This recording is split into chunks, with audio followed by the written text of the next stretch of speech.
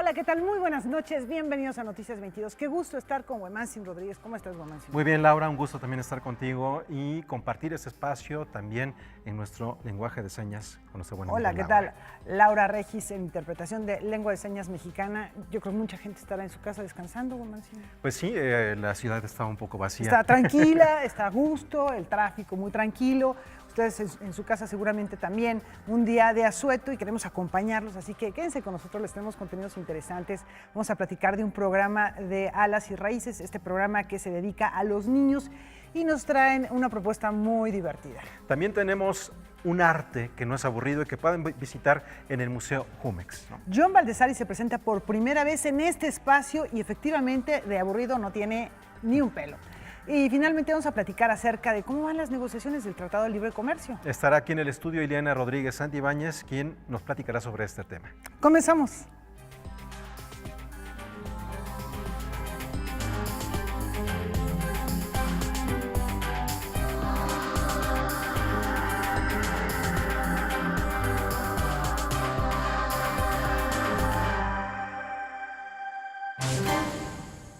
Con un paseo dominical por el castillo de Chapultepec, en el que el escritor y crítico literario Héctor Iván González fue nuestro guía, recordamos una obra capital de un autor importantísimo. Así es, Fernando del Paso hace 40 años empezó la investigación que le tomó 10 años para escribir Noticias del Imperio, publicada hace 30 años. Efectivamente, vamos a ver este recorrido.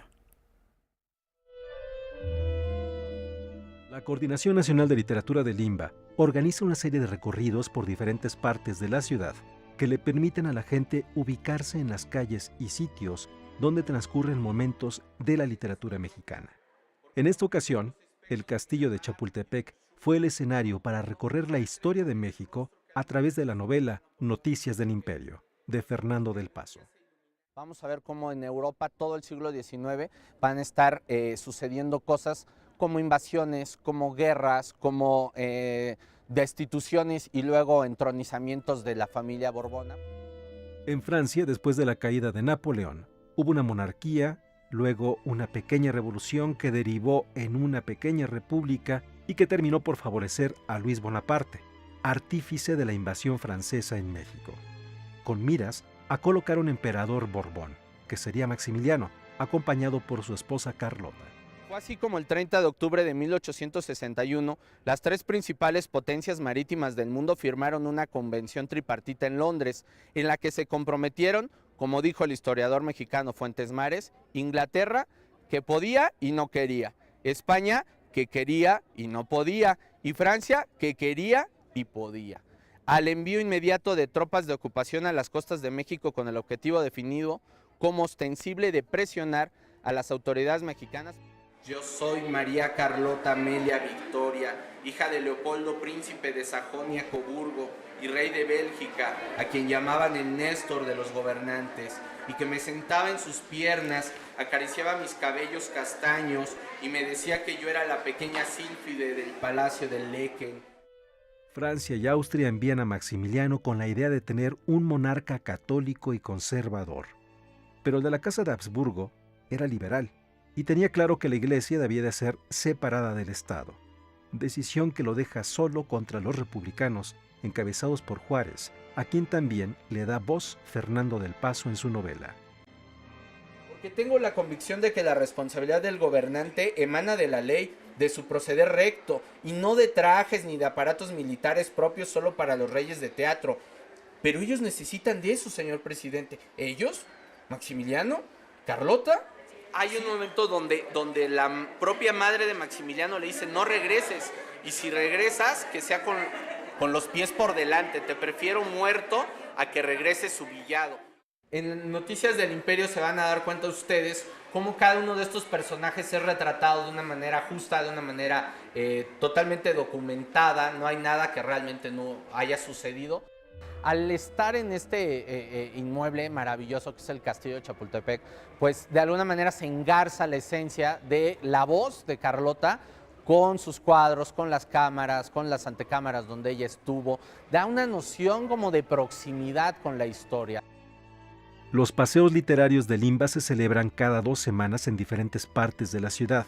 Si usted está interesado, Busca el programa de actividades en la página electrónica de la Coordinación Nacional de Literatura, INBA.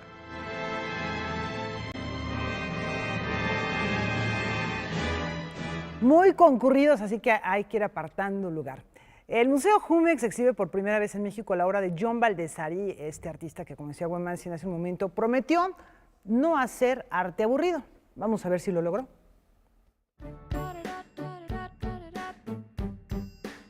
Se presenta en el Museo Jumex Aprendiendo a leer con Jon Baldessari. Escultura, pinturas de instrucciones, fotomontajes, videos. Un viaje por la larga trayectoria de este sui generis artista. Jon Baldessari has been making work for well over 50 years, so it's difficult to represent an artist for this very productive time in one exhibition.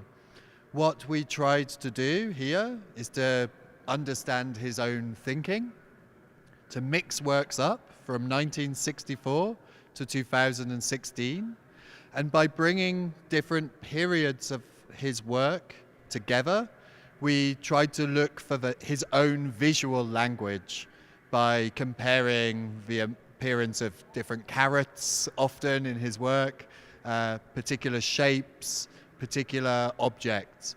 And this way to tell a different story about Jon Baldessari and his own artistic language. Hay una premisa latente en esta exposición. El arte no tiene por qué ser aburrido. Jon often uses humor as a device in his work. One of the reasons for that is to make the work more accessible so that people read it as part of our common language. Jokes are something we all share. But there's a deeper meaning to all the jokes he chooses to, or the humor he chooses to use. That is to try and push through the conventions of the way we communicate, both in words and in images, and to show the underlying rules that govern how we read other people, how we read cinema, and how we start to learn what is good or bad. ¿Nos tomamos demasiado en serio el arte? The purpose of this, particularly for an artist, is to try to move forward and break those rules.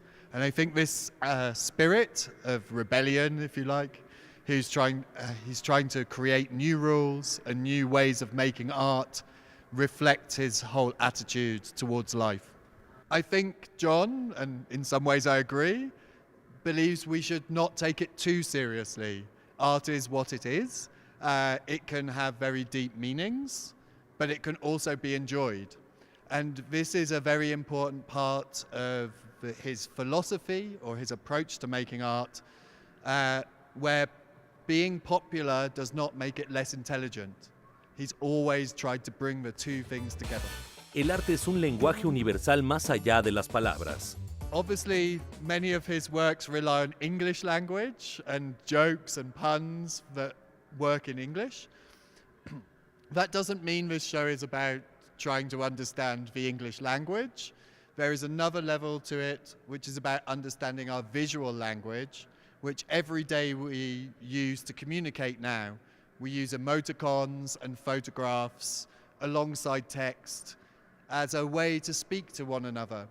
And I think what you can find in Jon Baldessari's work is a constant questioning of this, of how images are really part of the way we speak to each other, and hopefully we understand each other better as a result. La exposición lúdica y reflexiva Aprendiendo a leer con Jon Baldessari estará en el Museo Jumex hasta el 8 de abril del 2018. Óscar Helguera, Noticias 22. Bueno, un arte que es profundamente accesible y que además nos está hablando en una forma o en un territorio en el que hoy nos entendemos más allá de hablar una misma lengua común. Bueno, ahora vamos con música. Una persona que hemos seguido desde hace muchos años, ella participó hace 10 años en el Festival Cervantino, hace 8 también, la hemos tenido aquí en el estudio de Noticias 22 hace año y medio más o menos. Ella es Geo Meneses, que nos invita a su concierto que estará el próximo viernes en el Lunario del Auditorio Nacional y se llama Rojo Corazón. Georgina Meneses es una artista que ha trabajado desde hace años en su propuesta musical, que ella cuida en cada detalle. Su noveno disco, titulado Rojo Corazón, lo presentará en concierto en el Lunario del Auditorio Nacional.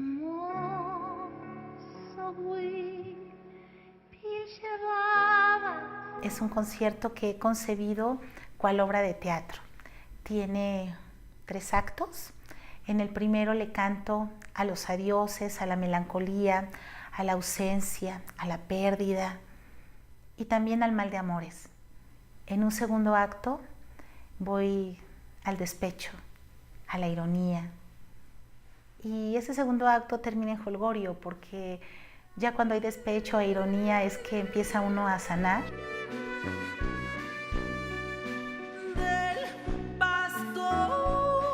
En el disco Rojo Corazón, Geo Meneses canta temas de Cuco Sánchez, de Manuel Esperón y Ernesto Cortázar, así como de los hermanos Cantoral, entre otros autores. Durante el pasado mes de septiembre y octubre, llevó este repertorio a los albergues en Juchitán, donde están los damnificados por los terremotos.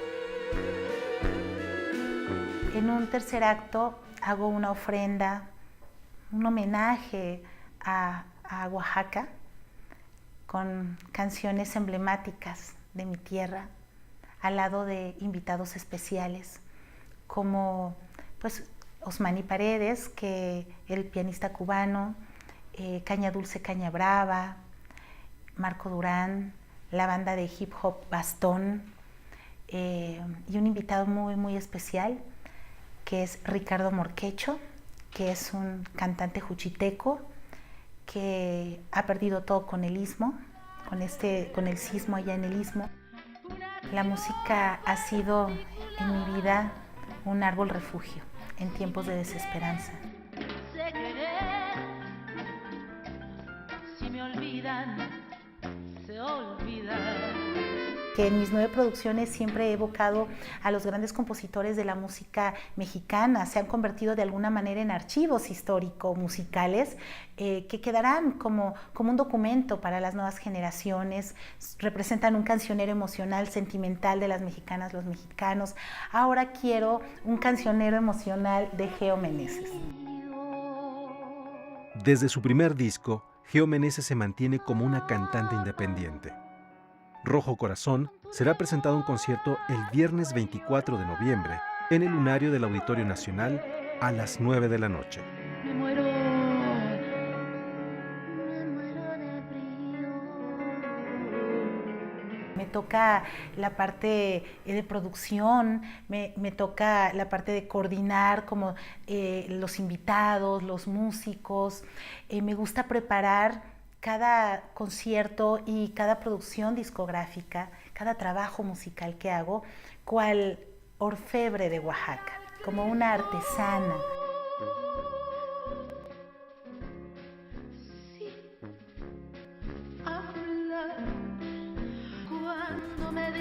Vamos a una muy breve pausa. Cuando regresemos les vamos a platicar de un proyecto que pretende utilizar los sueños, la imaginación, la creatividad para enfrentar experiencias difíciles, Juan Mancini. Así es. Esto es como parte del trabajo que desarrolla Alas y Raíces para diferentes niveles de la sociedad mexicana, enfocada principalmente a los niños.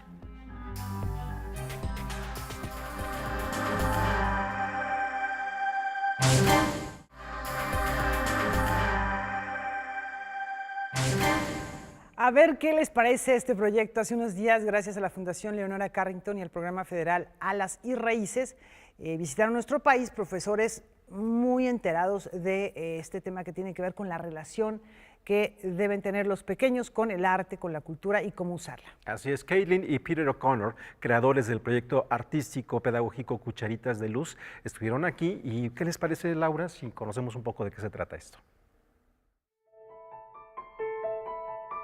Cucharita de Luz nació en 2011 en Nueva Zelanda con el propósito de ayudar a los niños a sobreponerse después del terremoto que sacudió la región de Christchurch. Cucharita de Luz es un proyecto que se basa en el pensamiento creativo. A partir de la imaginación, los chicos crean alternativas para enfrentar situaciones de crisis con apoyo de los diversos recursos que ofrecen las artes escénicas. El camino que siguió Cucharita de Luz para recorrer los 11.113 kilómetros que separan a Nueva Zelanda de México fue posible gracias en un primer momento a la iniciativa de Rogelio Lobatón, estudiante universitario de teatro. Alumno en ese entonces de Patricia Argumedo, quien le habló de un profesor neozelandés que utilizaba el teatro para sanar las secuelas de situaciones de crisis, tomó una decisión. Pues tiembla aquí el 19 de septiembre y 2 días después del temblor yo me acuerdo del video, lo vuelvo a ver, veo el nombre del profesor, lo busco en Google, entonces yo le mandé un mail. Yo en el mail solo le pedí que si tenía alguna cosa escrita para que me ayudara a replicar su trabajo aquí en México. Inmediatamente casi me contestó que él quería venir, que estaba dispuesto a venir. Y ya yo corrí a decirle a Patty.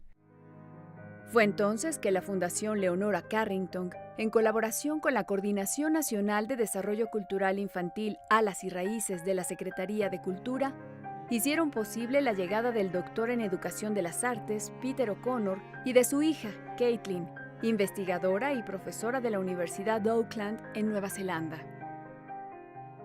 Cada dinámica es completamente diferente.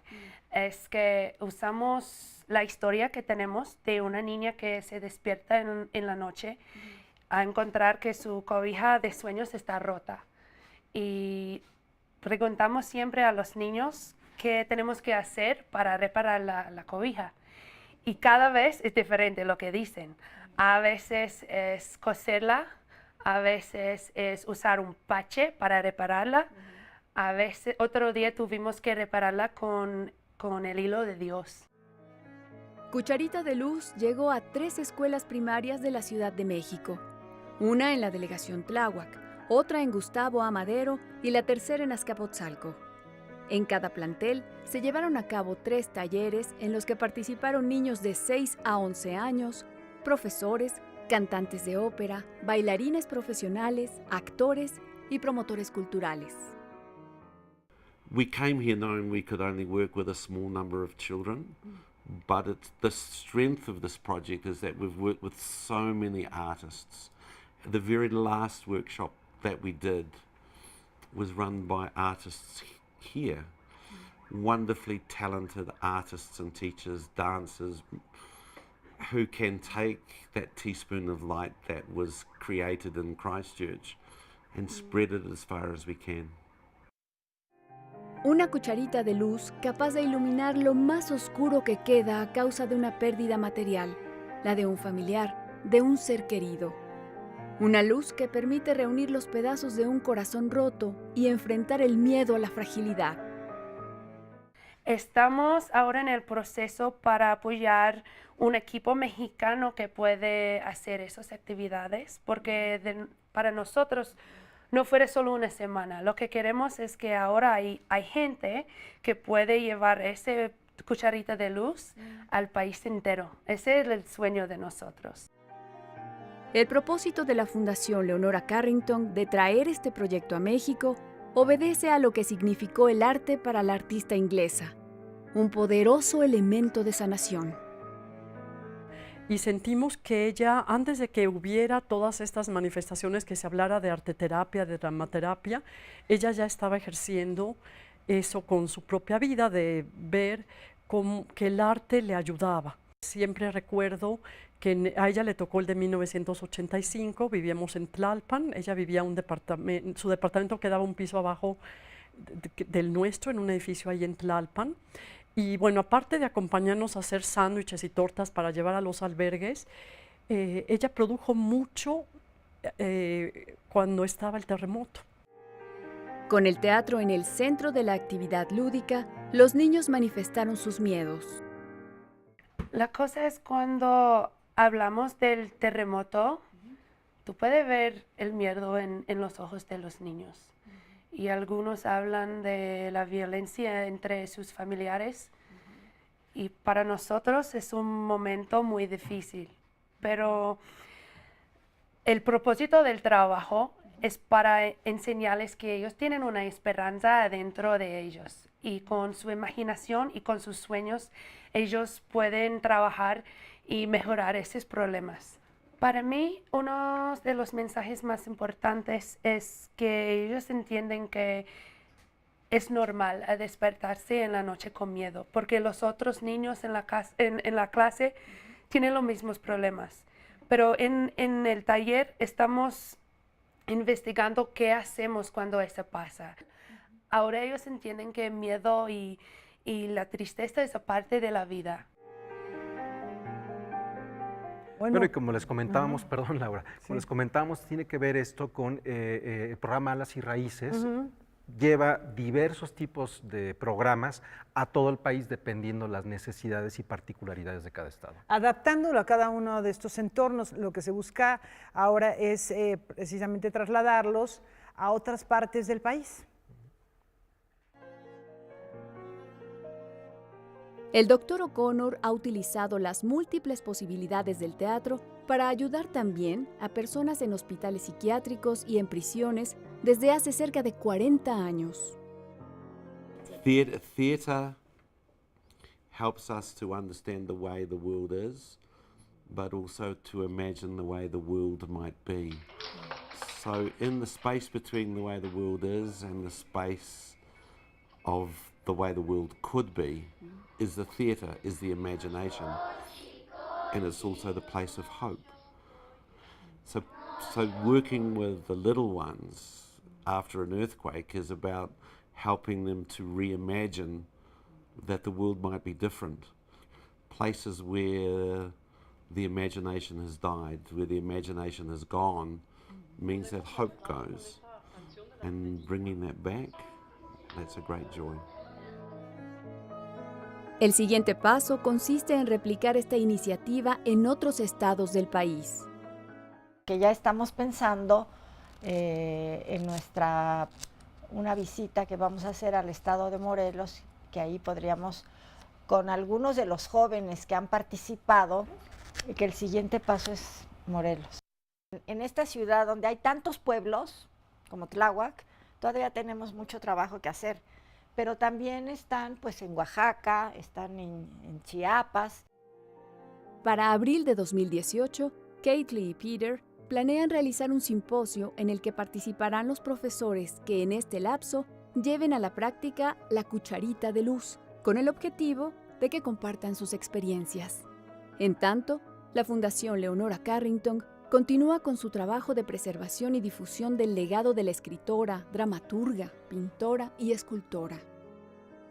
Primeramente, que sabíamos que era muy importante que el archivo de la obra de Leonora Carrington, pero el decir eso se dice fácil porque ella fue escritora, escultora, pintora y hizo estuvo de veras en varias artes, hacer un archivo y que viviera en México, en la Ciudad de México.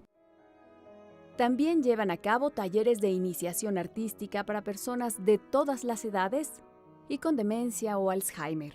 Leche de Sueños, el libro de cuentos que Leonora escribió e ilustró para sus hijos, ahora se traducirá al francés gracias a los esfuerzos de la fundación que lleva su nombre. A lo que sigue, la publicación de sus cuentos completos y la presentación de su novela titulada Trompetilla Acústica en la FIL de Guadalajara. México tiene muchísima suerte porque viene una magna exposición de ella desde el 21 de abril, en la cual estamos trabajando en conjunto con la Secretaría de Cultura. Va a ser en el Museo de Arte Moderno y también está trabajando el Museo del Palacio de Bellas Artes para esa magna exposición. Vienen como 180 obras de coleccionistas y de museos de fuera que nunca han estado en México y otras que nunca han sido vistas y van a hacer un catálogo. Entonces también va a ser como el cierre de lo que denominamos el año del centenario de Leonora. El mundo onírico de Leonora, unido a los sueños de muchos niños que merecen mantener la esperanza en el futuro. Noticias 22, Alejandra Flores. Y de esta exposición que se hablaba al final del reportaje, les tendremos todos los detalles en su momento. Por otra parte, el arte y el oficio de hacer libros es celebrado en la Ciudadela. Conocer el proceso artesanal de un libro es lo que ofrece la exposición La Encuadernación Hoy, Arte y Oficio, que se presenta hasta el 16 de diciembre en la Galería Abraham Sabludovsky de la Biblioteca de México. La exposición tiene el objetivo de dar a conocer los procesos que lleva el hacer una encuadernación, que normalmente son el ejercicio del oficio que queda oculto detrás de la cartera o las guardas, ¿no? La historia del oficio de la encuadernación en México empieza en el siglo XVI, con la llegada de los españoles a través de la conquista. México tiene un desarrollo en el siglo XIX que se considera, según Romero de Terreros, el siglo de oro de la encuadernación mexicana. Después viene un decaimiento del oficio porque la gente ya no se quiere dedicar a eso. Es un oficio que, como todos o muchos de ellos, han sido heredados y las nuevas generaciones ya no se interesan en él. Pero hoy en día, hace más o menos 20 años, empieza otra vez a resurgir y hace 10 años que tenemos otra vez un gran desarrollo y es gente joven la que se está interesando de nuevo en el oficio.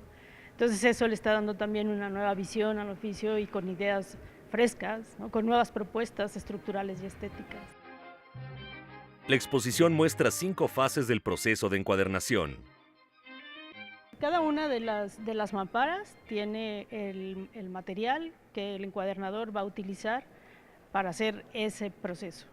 Y en las mesas están las fotografías de las herramientas que normalmente utilizaría el encuadernador. Es una exposición viva en la que en cada una de las estaciones estará un encuadernador haciendo ese proceso, de forma que vean trabajar al encuadernador. La exposición se presenta en el marco de la tercera Expo Feria Nacional de Artes y Oficios del Libro. Pues los invito para que no se la pierdan. Vamos a estar aquí hasta el 16 de diciembre y es una exposición que si les interesa el oficio de la encuadernación no se pueden perder. Con información y texto de Salvador Perches Galván, Óscar Helguera, Noticias 22. Vamos a la pausa. Al regresar haremos un viaje a la ciudad de las ideas.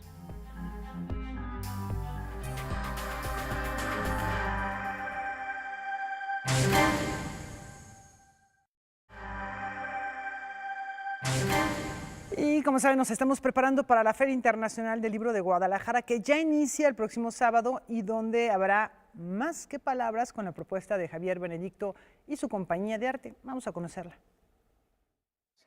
Ante la barbarie generalizada que vivimos, es clave la cultura para vencer, para combatirla. Cultura, barbarie, poesía o barbarie. Ante esta premisa, surgió hace 3 años en un sótano del madrileño barrio multicultural de Lavapiés, Poesía o Barbarie, un proyecto del colectivo Más que Palabras, que cada mes reúne a 5 creadores de la nueva escena poética. Tienes que imaginarte un espacio lúgubre, entre tinieblas, con un montón de gente de diversos orígenes. Periodistas, poetas, rockeros, activistas, músicos, pintores, y nada, se forma pues una pequeña familia donde compartir, escuchar, recitar poesía, con la palabra como protagonista. Para su presentación en la FIL de Guadalajara, han seleccionado cuidadosamente a 5 artistas que representarán la heterogeneidad de Madrid.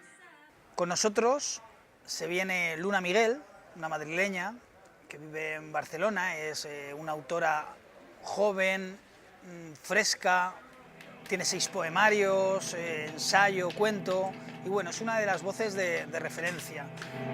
No nos enseñaron a nadar y en poco tiempo aprendimos a ahogarnos. Otro de los invitados es Skandar Al-Jet. Él vive en Madrid, es una figura importantísima tanto en la escena poética madrileña como en lo que se ha denominado aquí en España nueva poesía joven.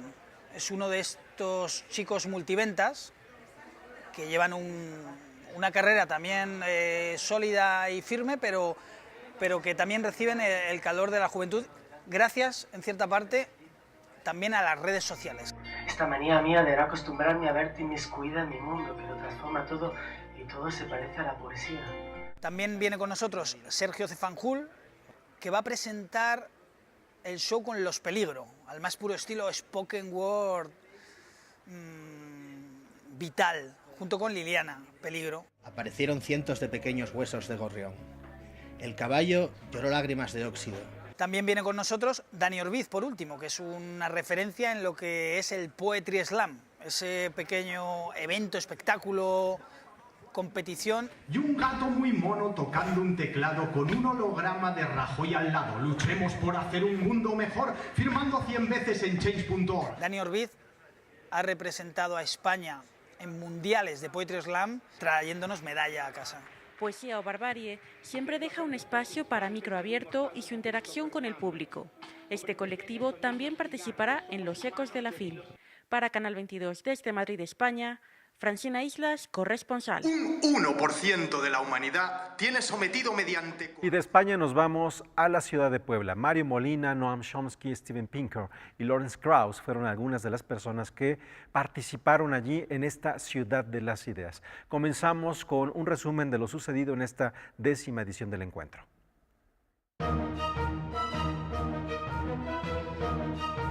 Ganador del premio Pritzker en 2016, la distinción más importante que existe en el campo de la arquitectura en el mundo, el chileno Alejandro Aravena ofreció en la Ciudad de las Ideas la conferencia Cómo construir y reconstruir cuando la tierra tiembla.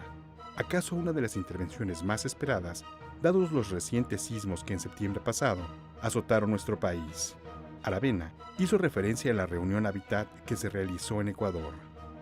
La gran conclusión de Quito del 2016, que era lo que su director ejecutivo, Joan Clos, exalcalde de Barcelona, trató de transmitir, es que las ciudades, en vez de tener que esperar al desarrollo y cuando un país se desarrolle, entonces van a ser buenas ciudades, es que la construcción de una buena ciudad es en sí misma el motor de desarrollo.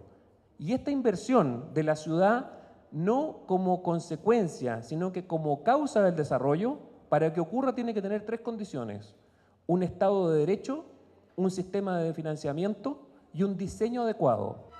Aravena, involucrado en el proceso de reconstrucción de ciudades chilenas como Concepción tras el sismo de 2010, destaca la contingencia como área de oportunidad para aprender sobre los materiales, a lo que apareja un eficiente diseño de ciudad, pero sobre todo de políticas públicas.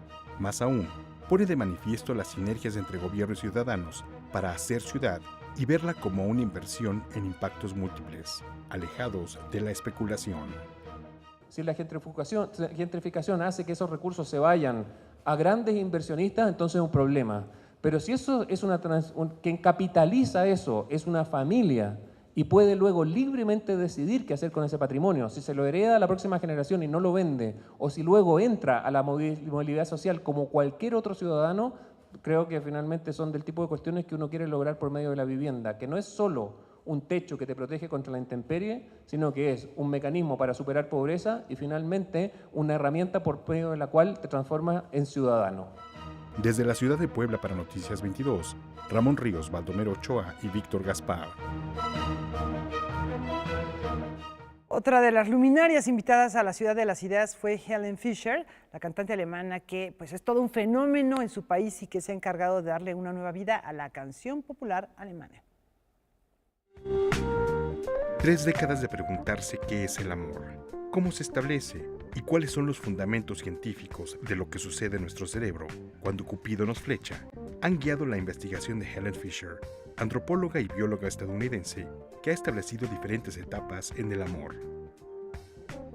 Sex drive is one, feelings of intense romantic love is the second, and feelings of deep attachment is the third. Sex drive gets you out there looking for a whole range of partners. Romantic love enables you to focus your mating energy on just one, and feelings of attachment keeps you together at least long enough to raise a child through infancy together. But they can come at any time. You can feel deeply attached to somebody in college and then fall in love with them, and then begin to have sex with them. Or you can fall in love with somebody first, and then have sex, and then feel attached. Fischer ha colaborado con sitios electrónicos de corte romántico como Match.com y Chemistry.com, que buscan apoyarse en sus investigaciones del cerebro y la química del amor. Estas se han realizado en amplias poblaciones. Uno de los puntos que Fischer destaca es la naturaleza común del amor romántico, independientemente de la orientación sexual. study that. I've got data on 35,000 people now. They're not all gay, but it's amazing how similar they are. I'm really glad that you asked because so many people see them as very different. They fall in love just as often. They've got the same brain circuitry for it. The only real difference is that we found about men, they're more likely to have, sort of casual sex than heterosexual. So that sort of makes sense because they're not planning to have children. Helen Fisher explica cómo las nuevas tecnologías inciden en la búsqueda del amor y ofrece algunos datos recientes de lo que ocurre en los Estados Unidos, donde 40% de los solteros y solteras conocieron a su más reciente pareja romántica en línea, 25% a través de amigos y solo entre 6 y 8% en una iglesia o un bar. We are really dependent on new ways to meet people. The traditional ways, which was through family and through community, are disappearing. No question about it. We're meeting more people through more porous networks. And what's interesting about that is, along with that, we're seeing more people marrying outside of their class, outside of their socioeconomic group, and even outside of their racial things. We're seeing the breakdown of class and status to some extent. Desde la ciudad de Puebla para Noticias 22, Ramón Ríos, Baldomero Ochoa y Víctor Gaspar.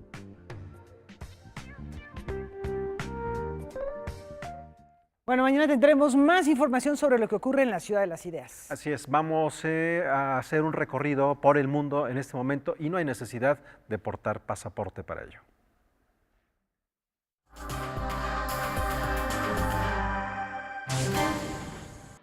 Una pequeña hoja de laurel realizada en oro perteneciente a la corona de Napoleón Bonaparte fue puesta en subasta y comprada en más de 600,000 euros.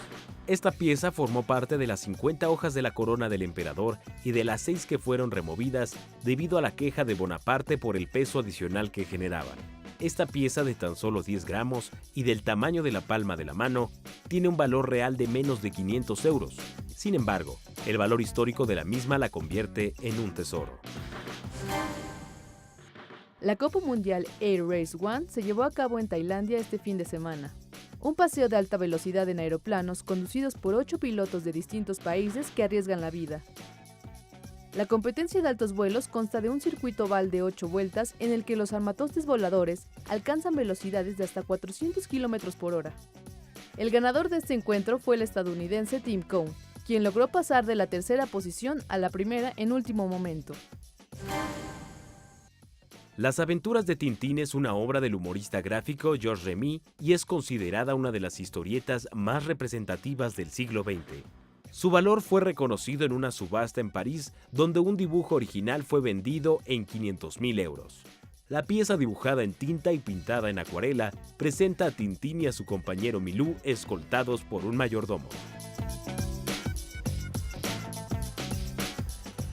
Bueno, pues les fue bien a la subasta, ¿no? Así es. Bueno, ya veremos cómo se pondrán en el futuro algunas otras historietas en subastas, ¿no? Ni nos podemos imaginar lo que va a pasar. Exactamente. Lo que sí sabemos es que después de la pausa vamos a platicar de algo que no tiene que ver con esto, sino con la negociación del Tratado de Libre Comercio, que está difícil. Así es. Estamos en el penúltimo día de la quinta ronda de negociaciones y Ileana Rodríguez Santibáñez nos dará algunos detalles después de la pausa.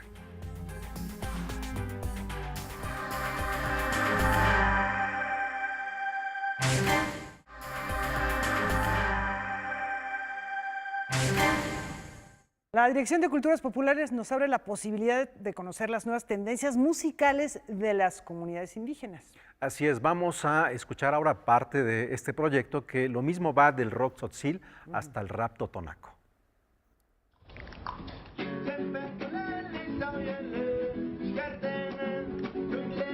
Tradiciones y fusiones musicales, propuestas indígenas, programa creado en 2010 por la Dirección General de Culturas Populares Indígenas y Urbanas de la Secretaría de Cultura en colaboración con más de una docena de instancias de cultura estatales, se consolida al llegar a su 7º Encuentro Nacional 2017.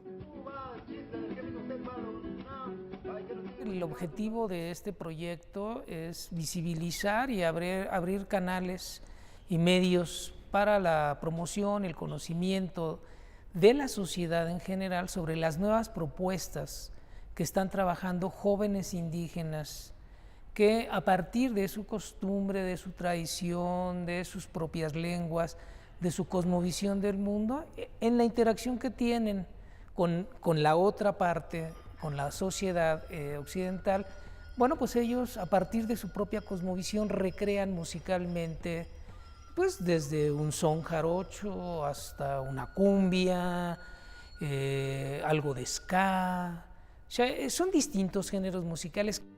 Alrededor de 90 jóvenes que forman parte de 16 agrupaciones de 15 estados del país participarán en el Museo Nacional de Culturas Populares en talleres de sensibilización, de promoción, de manejo de páginas web, de registros de derechos de autor. Intercambiarán conversatorios y experiencias los días 21 y 22. En tanto, el 23 y 24 se llevarán a cabo conciertos en las islas de Ciudad Universitaria en un proyecto coordinado con el Programa de Investigaciones Interculturales de la UNAM.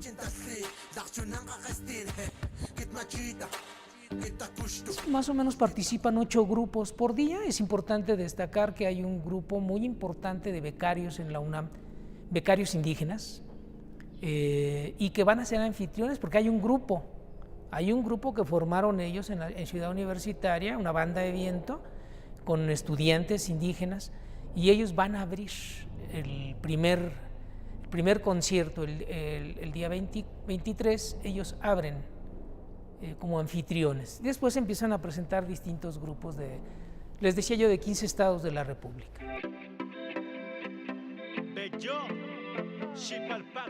Este proyecto ha impulsado a las agrupaciones musicales y músicos solistas, miembros de algún pueblo indígena de México, cuyas creaciones integran elementos de distintos géneros. Aquí lo más interesante y lo más importante va a ser el diálogo que se puede establecer entre distintas culturas, la interculturalidad, esto que nos va a permitir ver pues cómo los jóvenes mayas, cómo los jóvenes huicholes o náhuatls, de distintos pueblos indígenas de México están hoy en día, a partir de su cultura propia, retomando elementos de otras culturas y generando propuestas musicales alternativas y de uso para ellos.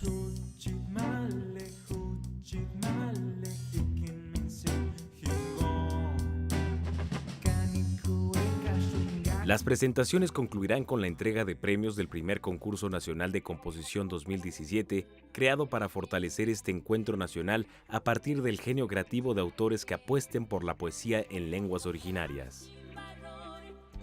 Con información de Salvador Perches Galván, Noticias 22. Posturas distantes, pérdida de tiempo, inflexibilidad, son expresiones que se escuchan en la quinta ronda de negociaciones del Tratado de Libre Comercio, que parece, si no encallada, por lo menos empantanada. ¿Qué piensas tú, doctora Ileana Rodríguez Santibáñez? Gracias por estar aquí para platicarnos acerca de tu punto de vista respecto a lo que está ocurriendo en esta etapa, pues que es crucial como cada una de estas y que parece que no avanza. Bueno, pues gracias por la invitación y bueno, miren, en 23 años en marcha de este Tratado de Libre Comercio de América del Norte, el más emblemático, el primero que tuvimos, el que es ejemplar para los 11 restantes que tenemos, sí ha sido una negociación bastante difícil. Sí es cierto que este tratado merecía una revisión en diferentes segmentos, esto es natural incluso por los ajustes de la propia economía y el crecimiento de ciertos segmentos de esta. Sin embargo, sí Estados Unidos ha estado presionando mucho a México, pero también a Canadá, en temas que son muy delicados, como lo tiene que ver con las reglas de origen. ¿Qué son las reglas de origen? Las reglas de origen fundamentalmente delimitan el componente regional de un producto o de un bien. Esto permite que al tener algún componente de las tres partes, alcance un arancel o un impuesto al comercio exterior preferente en comparación al resto de naciones que no pertenecen a este bloque económico. Esto dinamiza la economía. Ahora, el componente regional, Estados Unidos quiere que se eleve. En principio no solamente quería hasta el 50% del componente regional de alguno de estos 3 estados, sino incluso que se subiera hasta el 85% cuando se tratase de insumos provenientes de los Estados Unidos. Se ha llegado aparente a un acuerdo en esta negociación que es hasta el 50% y no el 85%. Esto es positivo, pero no necesariamente es bueno, porque finalmente es posible que el arancel se vuelva alto para el resto de naciones, haciendo un poco más lenta la economía de este bloque económico. Esto un poco respecto a las reglas de origen. En el tema, por ejemplo, también del sector automotriz y lo que es el componente de autopartes, México es de los segmentos de la economía más competitivo en el mundo. Polonia en Europa es de los que hace un poco de contrapesos, pero finalmente o es un gran competidor para nosotros. Para México este segmento es importante, igual que para Canadá. Entonces, el que suban este tipo de aranceles o que vaya a cambiar la regla de origen en el sector automotriz puede tener un impacto importante. Pareciera ser que Estados Unidos no está midiendo bien sus pasos. Estamos viendo a un presidente que administra el país como si fuese un gerente, tratando de llevar las tácticas de un negociador en materia de comercio a un tratado internacional. Está para mí vulnerando todo lo que tiene que ver con los términos de respeto a las cláusulas provenientes de un tratado internacional que genera una normativa específica entre estos 3 estados. Está, por ejemplo, la ambigüedad de esta regla que quieren establecer los estadounidenses llamada sunset, que es prácticamente ponerle un fin o un término al tratado cada 5 años para revisarlo y ver si se mantiene o no, como si fuese un contrato. Y ya Hans Kelsen hacía alusión precisamente en los 70s cuando vino, no pudo venir a México porque le dio neumonía, pero mandó su ensayo sobre las diferencias entre el contrato y el tratado, y él distingue muy bien esto. El contrato finalmente es prácticamente entre particulares, pero llevado al plano de lo internacional sería entre compañías, y aquí estamos hablando entre estados. Esta terminación cada 5 años vulnera la estabilidad de la certidumbre de los tratados internacionales. Parece ser que se ha llegado a un posible acuerdo de que no sea extinción esta cláusula, sino en todo caso revisión a los 5 años del tratado. En lo cual está de acuerdo México y Canadá. No nos queda de otro. O sea, al principio, antes de esta negociación, había la franca oposición a la existencia de esta cláusula sunset. Ahora ya la están aceptando, pero lo que están diciendo, bueno, es que no finiquita, no termina una relación. Simplemente está diciendo que se puede revisar. Sin embargo, sí es molesto y lesiona los intereses de la economía que no tiene a 5 años un plazo específico de rendimiento. Son a largo plazo que los segmentos se van consolidando en la economía y teniendo resultados y sufriendo los ajustes propios de la oferta y la demanda y la elasticidad del precio y los vaivenes de la propia economía, ¿no? Lo que pasa en la tríada que es estos ejes de Asia, Europa y América, cuando alguno de estos bloques tiene algún desequilibrio, tiene un impacto en toda la economía que es impredecible a veces para estos tratados imposibles de medir a 5 años. Entonces, hay ciertas demandas que de verdad son cuestionables y pareciera ser que los equipos negociadores no tienen tanto margen de oposición porque estamos hablando de una relación asimétrica. No por nada en los 90 Robert Keohane y Joseph Nye escribían en la teoría de la interdependencia que esta tendría que ser entre estados, economías simétricas o similares, pero aquí hay una total asimetría. Y en ese sentido, pues México sí está generando, y lo hemos tenido siempre respecto a este tratado, un tema que tiene que ver con la dependencia económica hacia aquel Estado. Entonces, al final del día, la batuta de la negociación, por más que queramos decir, nuestros equipos están verdaderamente preparados, los negociadores, Estados Unidos sí marca un importante tono dentro de la negociación y está liderando esta, ¿no? Entonces es complejo. La oposición de Canadá ha sido importante, pero tampoco ha sido lo suficientemente aguerrida para marcar un freno a la negociación. Yo no digo que vaya a ser una mala negociación, pero en este momento pareciera ser que sí estamos cediendo en gran cantidad de cosas. El tema de propiedad intelectual, por ejemplo, que hay que decirlo, por lo menos la Unión Europea y lo que tenemos de tratado con Islandia y otros estados europeos no mantienen la cláusula, por ejemplo, en materia de inversión ni de propiedad intelectual. En propiedad intelectual porque sabemos que este país tiene un gran reto, una gran área de oportunidad respecto al respeto de los derechos de la propiedad intelectual. En tanto esto no se genere positivamente al interior del Estado, es muy difícil que los socios comerciales no quieran no negociar al respecto. O sea, sí van a presionar mucho para tener mejores mejores prácticas en el tema de propiedad intelectual. El sector, por ejemplo, farmacéutico, uno de los grandes y muy importantes para Estados Unidos, pues también el que tenga mayor presencia en los estados que forman parte de este bloque económico será importante, así es que el tema de propiedad intelectual será importante para las farmacéuticas. El tema que tiene que ver con compras del gobierno, el que nosotros podamos comprar y venderle al gobierno de Estados Unidos, se pide una cláusula del 100% de reciprocidad, donde ellos también tengan la capacidad de vender y de comprar a nuestro gobierno. Entonces también esto, por supuesto, obliga al mercado nacional a ser mucho más competitivo en este tipo de prácticas para tratar de responder al nivel de nuestros socios comerciales internacionales. Entonces es una serie de situaciones importantes, algo que no se menciona mucho, pero la presión que hay para retomar lo que no se hizo con el TPP, este tratado transpacífico con países asiáticos, y que tiene que ver con cláusulas de anticorrupción. Eso no está contemplado en el Tratado de Libre Comercio actual, pero sería algo sí positivo, porque va a presionar incluso a ver si el Senado ya responde al nombramiento del fiscal anticorrupción, ¿no? Entonces, también así como hay cosas que pueden ser de gran impacto para México, que se está pugnando por una buena negociación, habrá otras que quizás presionen para algo positivo, como puede ser eso, o el incremento al salario mínimo, ¿no? Que aunque se habla que puede generar inflación, etcétera, también es una demanda justa. No es posible que un asalariado en los Estados Unidos gane $5 la hora y nosotros no alcancemos $5 al día. Entonces, creo que puede venir también una presión importante ahí para tratar de elevar la economía del Estado mexicano. Entonces, es compleja la negociación, ya lo dices bien tú, Laura, nos avecinamos a la 6ª ronda en diciembre y la 7ª y 8ª, por supuesto, en el primer trimestre, antes de que las elecciones intermedias de ellos nos lleguen, marzo, y las presidenciales a nosotros. También para que el ciclo electoral no se vea, digamos, que no se vea contaminadas estas dos y que sean situaciones. el Senado de los Estados Unidos allá y el nuestro los que aprueben esta negociación. Bueno, pues todavía nos queda mucho por ver qué es lo que va a ocurrir. Estados Unidos ha estado detenido, por así decirlo, empantanado en algunos temas específicos. No ha querido dar su brazo a torcer. No ha querido dar su brazo a torcer y bueno, pero tienen un poco la batuta. Tema fitosanitario para ellos también es bastante importante y esto también puede alentar un poco el tráfico de mercancías en la frontera, ¿no? El comercio marítimo y otros temas que para ellos son importantes, más que empantanados para mí, que están teniendo una estrategia y una táctica de negociación de presión. Pues habrá que ver la táctica también de los negociadores mexicanos, que tanto surte efecto en las siguientes rondas. Muchísimas gracias, por acá estaremos platicando. A ustedes, Doctora, gracias. muchas gracias por estar aquí con nosotros. Nos despedimos celebrando el cumpleaños del guitarrista estadounidense John Walsh. Así es, John Walsh, que lo recordamos principalmente por un trabajo que vamos a escuchar a continuación con el grupo The Eagles y que cumple 70 años. 70 años de Felicidades a John Walsh, que siempre. Este guitarrista. Nos despedimos, por supuesto, con Hotel California. Disfrútenlo. You can check out anytime you like, but you can never